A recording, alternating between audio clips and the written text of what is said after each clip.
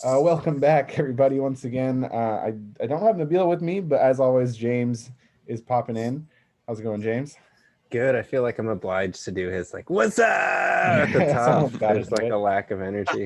Not really sure what happened with Nabil. He kind of made it seem like he was going to be able to get off work and be in here, but I'm not sure. And who knows? He definitely has a weird schedule and he's moving and all that stuff. So I'm going to leave him alone. But I got a couple special guests on today. The two opponents, two combatants that will be competing in the eighth edition of the Splatty Bowl. We got Ryan Rocha and Travis McDaniel with us today. How are you guys doing? Happy to be here, obviously. What up? Doing good, yeah. I concur. Awesome. So for those of us who can't see what's going on, Travis is on his way up I-5 right now, driving home for the holidays. Good for you, Trav. But thanks for sneaking us in here while you're on the road. And Ryan, it sounds like you got a quick lunch, so I don't want to waste too much time. Just kind of want to get right into asking you guys a couple questions about the season, just kind of chat about how we got here.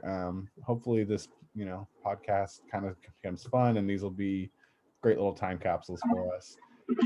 The first thing I want to talk about, Ryan, first question I had for you, like when did you know how good of a team you had? Draft day.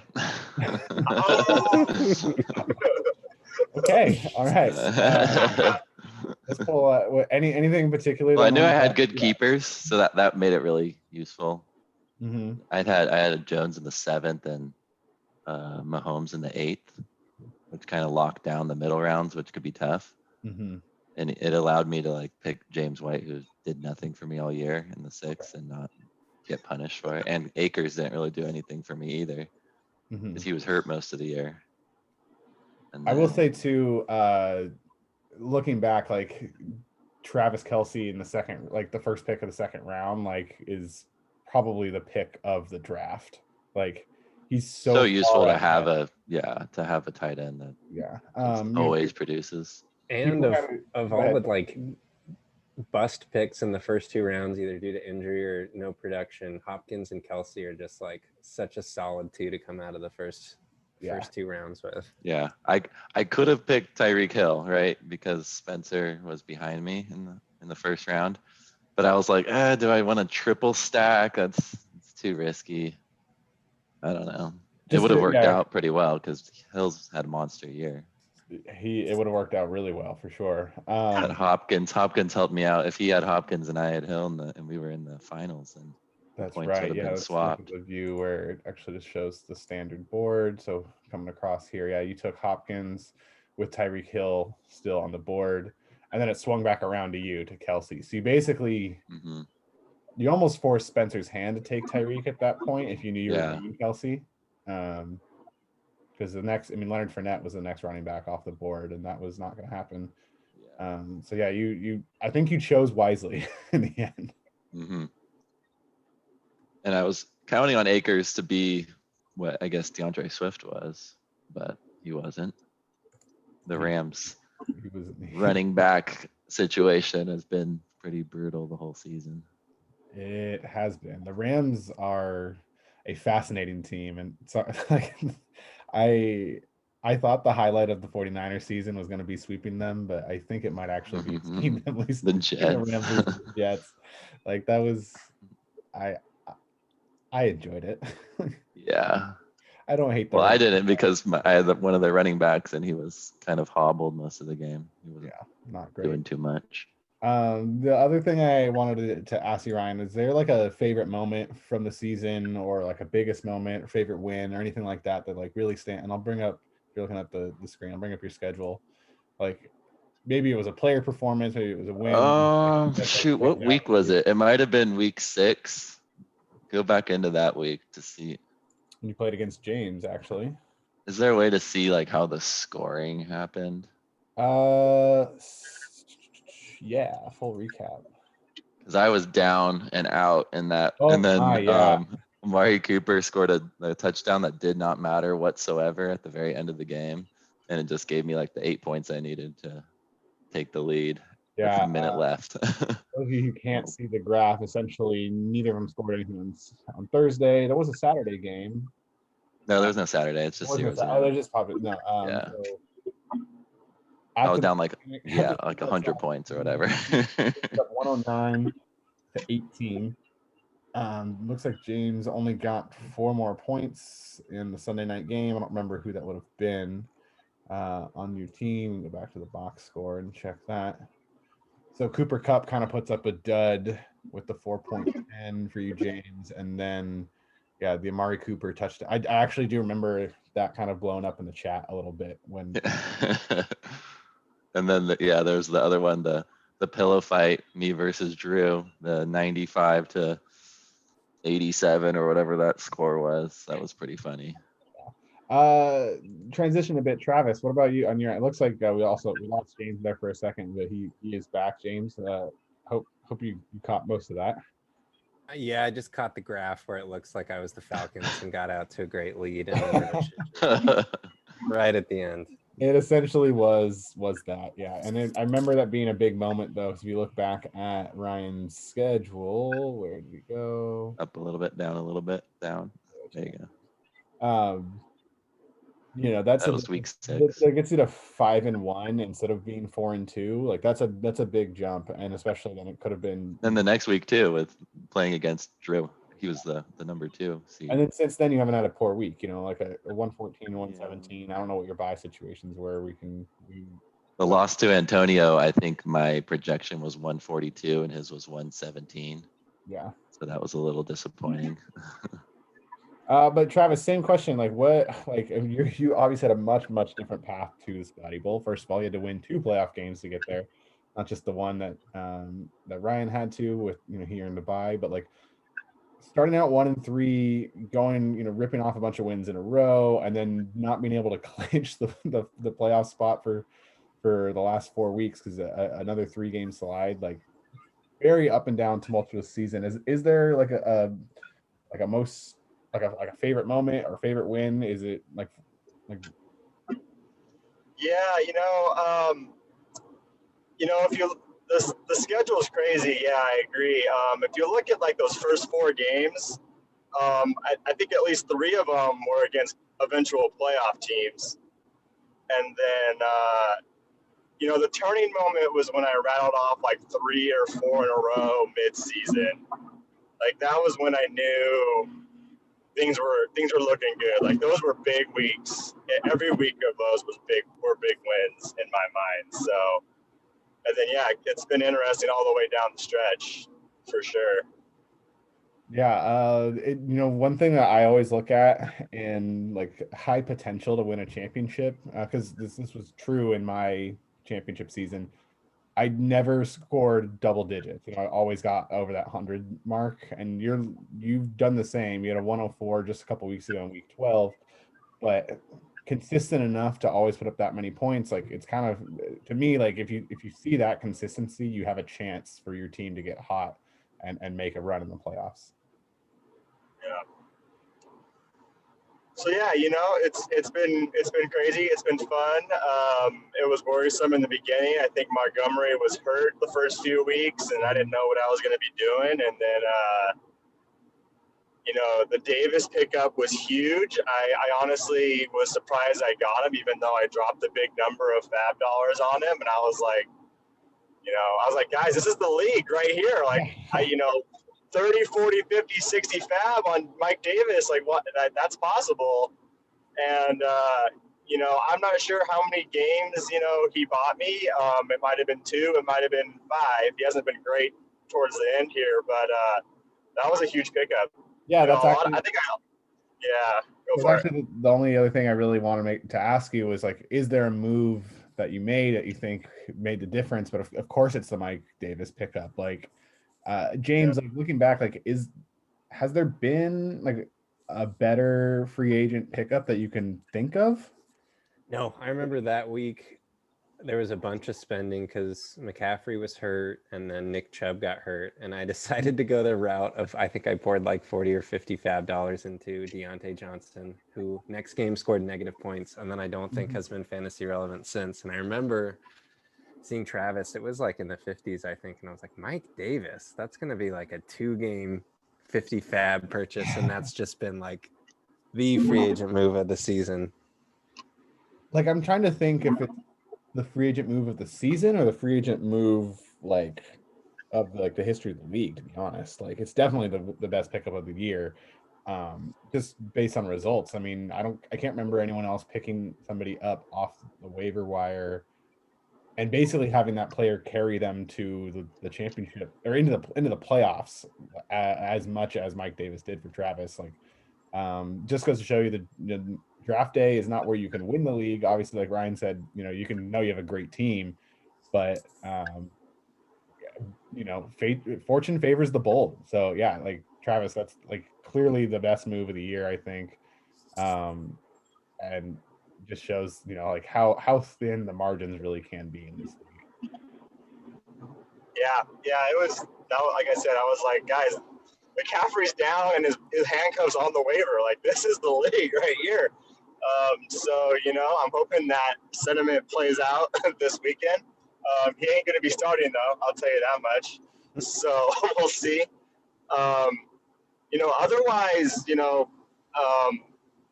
I have a hole at tight end, obviously, but most of my team is people I drafted. There's a lot of keepers on that team right now, and I only get 2 spots, so we'll see how it goes. Obviously, coming in as the underdog, I think the pressure's off me. Rocha being in first place most of the season, but I got a couple more decisions to make on who's going to be starting, and I'm hoping my RBs stay hot. Everybody's been taking turns of getting hot at the right time of the year, and it's going to kind of depend on who catches the touchdowns on the wide receiver end. I think between me and Rocha, that's we'll see. Yeah, obviously. So just for those of you can't see, taking a look at the projections, Rocha currently sitting at 149, which has been pretty typical for his Yahoo projections and actual scoring output most of the season. Travis well behind with a 123. Almost all of that is basically made up in the tight end, and not almost all of it, but over half of that is from the tight end discrepancy. Obviously, Rocha with Travis Kelce having the clear elite tight end 1 option, who like may be worth keeping next year, even probably not on Ryan's roster, but like I expect Kelce to get Rule 9 at the very least. Like he's going to be probably worth a first round pick next year.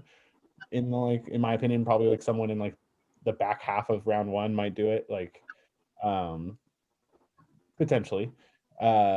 But looking at the matchup, Ryan, is there one spot in particular that you're looking to get a lot of points somewhere out of? Because I feel like your roster is much more set in stone at this point than Travis. It just feels like this is the group you're going to roll with. Yeah, I'm always nervous about Aaron Jones because his projections are always so high. Mm-hmm. And sometimes the game plan for the Packers is to just not give him the ball, which sometimes is annoying. But hopefully he can score from the 10-yard line because they'll never give him a chance from the 2 or 3 yard line. They'll just throw it to Devontae Adams. And then hopefully Jarvis can keep his hot streak going with the Baker's been doing pretty well lately. I think that's actually a big thing, like Travis mentioned, like the touchdowns at the wide receiver position. Like if Landry gets a touchdown, or Hopkins. Yeah, well, Hopkins I assume is going to be one, but like against the Niners. if Landry gets a touchdown, it's going to be hard for like that'll make it difficult, especially with Travis having Higgins. What's that? If he starts Higgins, If he starts Higgins, that's a touchdown not going to his receiver in a Jets game that you hope Higgins just nabs 2 or 3. But that's part of why I really like Travis not trying to influence too much, but like I know you have decisions to make, but I like the idea of when you're the underdog trying to match a receiver to one of the receivers that your opponent is starting. Like you need because essentially like if your receiver does well, hopefully it's because they're stealing touchdowns away from your opponent. Like and you're kind of like it's more of a risk, but like when you're losing, that's when you need to take more of a risk. Is that a factor at all in your thinking already, Travis, or or is this news to you? No, that's a factor. I think Higgins is hot right now. I think he likes throwing to him, and the number one guy is going to get his looks and he's going to get his catches, but we also like to play by him. So, we'll see. We'll see. I also think that given Gio's game last week, that they might feed him again this week. So, I got to think about it over the next couple of days here. I also don't know what Boyd's concussion status is. Right. I don't You know have how Davis much I or trust Parker. versus McCaffrey. Yeah, so It looks like right now they have Davis but, as the starter. What I saw. Davis is gonna start, but I don't think he's gonna start for me. Nice. That McCaffrey participated in a non-contact jersey at practice today, so he's participating, but maybe they're just trying to bubble wrap him so that they can play. Interesting thought too, Travis. You also have Christian Kirk, who, ironically enough, also would be going opposite Against Hopkins. So you have multiple options potentially to do that, like match the receiver strategy to try to, again, Yeah. when you're playing, clearly Hopkins is the better option than Kirk. He's the main target in Arizona. Kirk is a secondary choice. Landry definitely gets more looks than Higgins and Cleveland. So you're clearly playing the WR2 or 3 against the WR1. So you should expect to score less, but there is a ton of potential there. And especially too, another riskier move, but with a lot of upside is going with your own quarterback receiver stack with the Kyler Murray and Christian Kirk.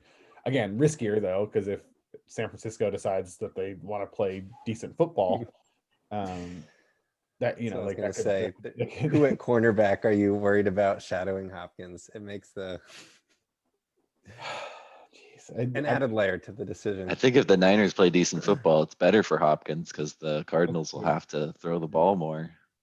That's a good point. That's why that Eagles game last week was so beneficial, because it was just back and forth. And this is where I can't believe we haven't gotten to it yet, but the Josh Rosen news really comes into play, because I think he's going to come in, light it up, and we're going to have a shootout in Arizona. Are you a Rosen player now? No. God, I can't. I don't want to be negative, but I really can't believe it took an injury to get rid of Nick Mullins. That's just unfair to him. He deserved to go out. He did his best. He really did. He went out there, his best just wasn't good enough, but he didn't deserve to go out that way. Do you think it was a partial? Can you guys hear me? We can hear you now, but you couldn't earlier. Go ahead. Oh, I got off for a second. Yeah. All right. Cool. Yeah, you're kind of breaking up just a little bit. Yeah, you were breaking up a little bit, but yeah, go ahead, James. Do you think it was an intentional Shanahan kind of leave Mullins in? It can't hurt the draft stock? No, I don't think so. He's pretty competitive. That's fair. I mean, Beathard must have been awful at practice. That's all. Oh my god. He looked good on his one throw. Yeah. Dude, in the Hail Mary. I can't remember if it was just like one of the network recap shows or if it was on Red Zone, but the little, what do you even call that thing? Not the box score, but just the little box that pops up. Ticker, the tracker. It wasn't a tick, yeah, but just the little bubble pop-up thing. Gave credit to Mullins on 47-yard touchdown pass at the it was definitely Red Zone. It was not a thing about how it was 47-yard touchdown pass at the end, but we always show you every touchdown on Red Zone, and it's just it wasn't even they were not paying attention to the Cowboys-Niners game on NFL Red Zone because no one cared, because the Cowboys and 49ers, they were paying such little attention on NFL Red Zone to that game that they didn't even notice the quarterback change for the 49ers. It was an afterthought. That's how bad it got. That the two of the top 5 most popular teams in the country don't get the slightest amount of care mention from red zone. Like that, It was almost like they were ashamed to have them on the screen whenever they cut to them. it really was. It really, yeah, like, not, yeah. I'm very glad that I watched red zone and not the Niners game last week. But anyway, Ryan, we're coming up on close to half an hour. I can go a little longer. All right, cool. Yeah. And then Travis. Before we segue too far away, I'm highly considering starting the Cardinals defense this week. In the one final that I've made in my work league, I just picked up the Cardinals defense to like that is who I'm going with. Not a bad play.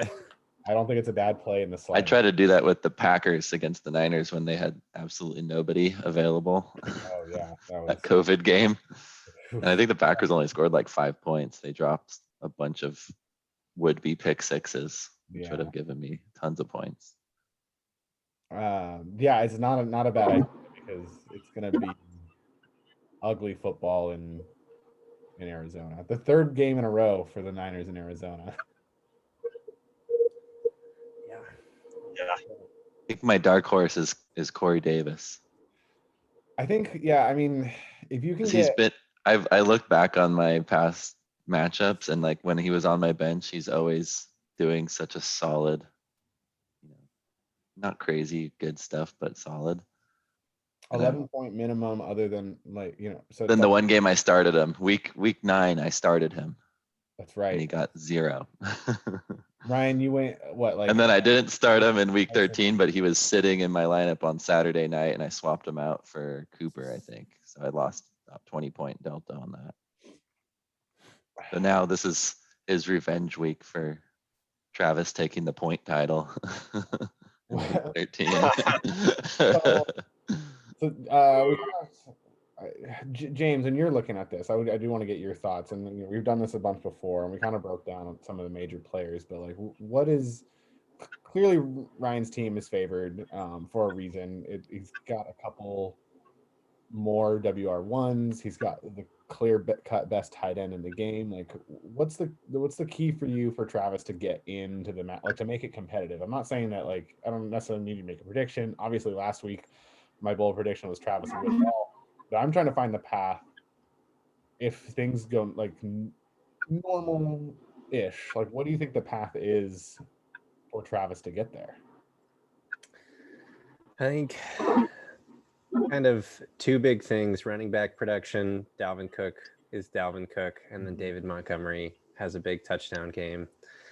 And then someone who's won a Splatty League off the foot of a kicker. A huge Justin Tucker game would be awesome. I'm a huge kicker fan and someone who thinks kickers should exist in all fantasy football leagues. Just sit back and watch Justin Tucker win you the chip. Excellent. I'm down with that. I think that already happened a long time ago. Wasn't the Justin Tucker field goal the game winning or league winning? There was a league winning flurry of points for James in his first title, I believe. Let's take a Dan Bailey road. Actually, let's look at some past Splatty Bowls because we do have. I should have mentioned at the beginning. This is the second appearance in the Splatty Bowl for Ryan. He is 0-1. This is the first appearance in the Splatty Bowl for Travis. I believe Travis, you finished as high as third place a couple years ago, though. Yep. 15, let's get 14, 13 up too. Just in case we want to look. But yeah, let's look at that was, let's see, Devonta Bill Snowman, it was 15.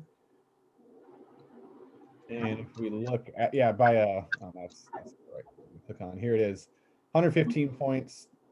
And 23 points out of that was from Blair Walsh. And was that on Monday Night Football, James, or was that? It was. I didn't even watch the game, and I assumed I had lost the Splatty Bowl. And then I think you might have texted me, or maybe a Bond, and I turned it on and was just like, "What is happening?" Yeah, unfortunately, I don't think they have the full recaps up anymore on the old ones. We can't see the graph of what happened, but I do remember that you just needed a big game from Walsh, and I mean, only 20 points by the Minnesota offense. However, 2 50-yard field goals, 2 more short field goals, and 4 extra points. Is that even just like? So yeah, that's How much would those be worth in today's scoring system? We like acknowledge that Blake Bortles was the starting quarterback for that team as well. We should acknowledge it. Yeah, so Blake Bortles has won a Splatty Bowl. Yeah.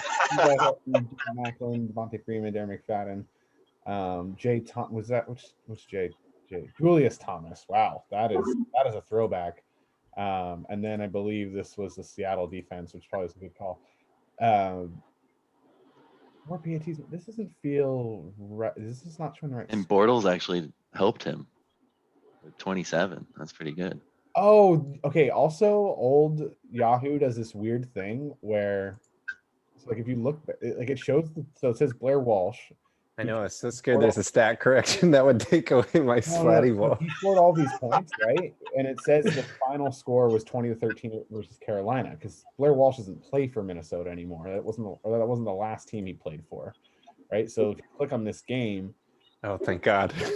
This is like he wasn't playing for Atlanta. Like he if you remember, like Blair Walsh ended up going over to Atlanta later, and it just shows on Yahoo like the wrong game because it just associates the game with the team of the player. And anyway, doesn't matter. The point is, man, I really thought for a second that we'd have a 4-year-old stat correction for the Splatty Bowl. Was it the Vikings? Was he on the Vikings? Yeah, he was on the Vikings. So yeah, if we look up like Vikings week 16 as of 2015, let's see that. Oh, they put up 49 points against the Giants. Yeah, they absolutely just ran down all over the Giants. Yeah, scoring points in every quarter. So let's see. So here's the scoring summary. So Blair Walsh 30. That would have been 3 points. Come down to the. I think you got it with this kick. And it looks like he missed a kick in the second quarter of PAT. That's right. Oh my God. That's right. So yeah, wouldn't that be fun if this all comes down to a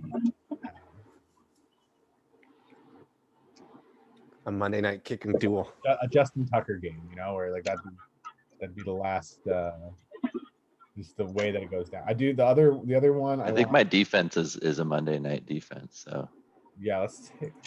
So it might be either decided by then, or it might be my defense that has to score points. So actually, quite a bit on Saturday for Ryan right now, but he does have the Buffalo defense going on Monday night. Do you pull him if you're up? Yeah. No, I'll risk losing. Yeah, absolutely. If you're up by less than 4, I mean, you have to pull, right? You can't go with it. Or do you risk? They could still have a stat correction. You never know. Potentially games. That would be pretty disappointing if there was a stat correction. But it looks like. Okay, so yeah, it looks like there's a potential that it comes down to Monday Night Football. The other option, as far as like when it could be ending, there's some Saturday. Looks like the current lineup, Travis will be done Sunday afternoon. So there's a good chance, actually, just based on projections, that Sunday night game, Ryan, you'll be down with Aaron Jones and Corey Davis left to go. Yeah. A good chance, in my opinion. Travis, I'm still rooting for my bold prediction last week to be right, but there's definitely a good chance that you are up going into Sunday Night Football and are down and out by the time it's over. That's probably what we're looking at. So they have a Friday game. They have a Christmas. Yeah, there is a Friday game, which Madison Vikings. He's got Dalvin Cook going on Fridays. Oh, Doug has got Dalvin Cook. So he'll start with the lead.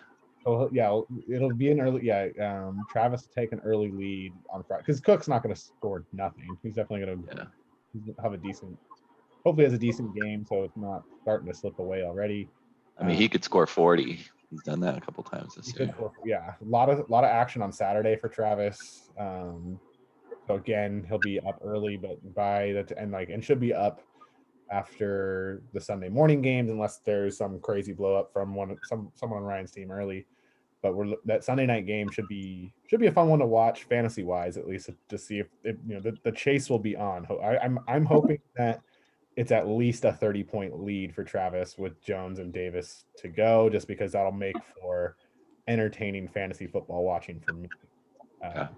My matchup with Spencer last week was a chase with the Chiefs with Mahomes and Kelsey and Hopkins. Right. Yeah. I was down by, I don't know how much it was, like 50 or something going into the late Sunday game or afternoon game. Something like that. Yeah, it was. It was Let me pull that up. really stressful. Let's see, full recap. Sunday, yeah, and then you guys, no one had anything, but you had a pretty big gap to make up. But you went from 70.9 to 100. Like you doubled your points in the Yeah. in the Sunday late window. So Travis it was just really has that to- Hopkins catch that sealed it. He had like a 20-yard yeah. one-handed squeeze. Yeah. That was really nice. James, you saying something? Travis just needs to claim stop the vote before the Sunday night game. I'm glad someone Threatened lawsuits in all the states that those games were played in. even though as a member of the state of California, it doesn't actually affect you at all. That's that sounds like something that would hold up in court. I think it would hold up in court so well that we should just go straight to the Supreme Court with it. Like we shouldn't even try. Like it, there's no lower court can handle this decision. We got to go straight there. Well, I'm not going to take for granted my big projection lead, because last week in my other league, I was supposed to lose 150 to 120 or something, almost the same exact thing, and I won 130 to 101. Oof. Yeah, not. I am hoping for at least for something close. Obviously, the two of you are good friends of mine, so and I'm hoping that I was right in my prediction a couple weeks ago. But obviously, I'll be stoked for either one of you to join myself and James with our names on the Splatty Keg. In fact, actually, funny little tidbit. I texted Nabil and James separately, just like, hey, like we're gonna do the podcast with Ryan and Travis, or I meant to say with Ryan and Travis. And I said James and Travis, and James like, James, like me and Travis, and I was like, I'm just so used to you being in the Splatty Bowl, James, that it was I just put your name on. Definitely, yeah. This is 2 years off from the Splatty Bowl in a row for you, James. This has got to be weird. Like, I'm afraid that Devontae Freeman was I have no skill, and I just rode him to a few championships, and now I'm just my Achilles heel is exposed. So Kamara should have done the same, right? For Hoyt. Hoyt. I said it. The curse of Kamara. We found a way to shit talk Hoyt right at the end. All right, Travis. Let's wrap things up. You got anything else? Smack talk? Anything else you want to say? I do want to we get going here and get this uploaded so people can listen before games kick off. But yeah, Travis, any last word? Any last words? No. I'm excited to face off against Ryan in the Splatty Bowl, and excited to see one of our two names on that beautiful, beautiful trophy, and hoping for a good, clean, close match. Absolutely. No injuries, no random benching. Yeah, I don't want any of that weird. None of that shit. Let's have a good. No shenanigans. No shenanigans. Leave it on the field. Yeah, I think we can all agree, no shenanigans, right? Like that's 100% what we want to see. So good night. Yeah. I agree, Travis. Rochelle, so then send it to you, the one seed, the favorite. Well, fun fact, I never changed my team name this year, and I'm usually one to change my name every couple of weeks. So, and I had to honor my name with the two Cams, and I kept them on my team the whole time, even though they didn't really produce for me at all year.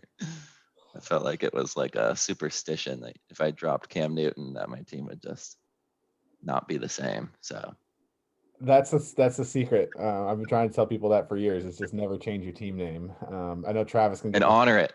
Don't drop the team. Don't drop the player that your team's named after. Yeah. I screwed myself by forcing myself to keep two players. They're definitely interesting. I mean, yeah, nice. That's the kind of stuff that the people are looking for. James, I'll let you wrap it up because I already made my bold prediction. If you want to make one, go for it. But you're not really unfortunately, we're not gonna be able to, shit on Nabil's bold prediction. Yeah, but I'll make a prediction for Nabil, and then I'll make one for myself. Awesome. So, prediction for Nabil is there's going to be football played this weekend. And then my bold prediction, I'm going to say Travis will be up by 10-15 going into the Monday night game, and it's going to be a nail biter with how much did the Bills D produce. All right, but I don't like my hope you're chances bold. in that case. Sounds bold for sure. What about the bold prediction that Tucker puts up 25? No, See, that wouldn't even count as bold for James because that's right up the alley of kicker's performance in the finals. That's a Nabil bold prediction right there. Well, good luck to the both of you. Hopefully it's me in your shoes next year. But congratulations to both of you.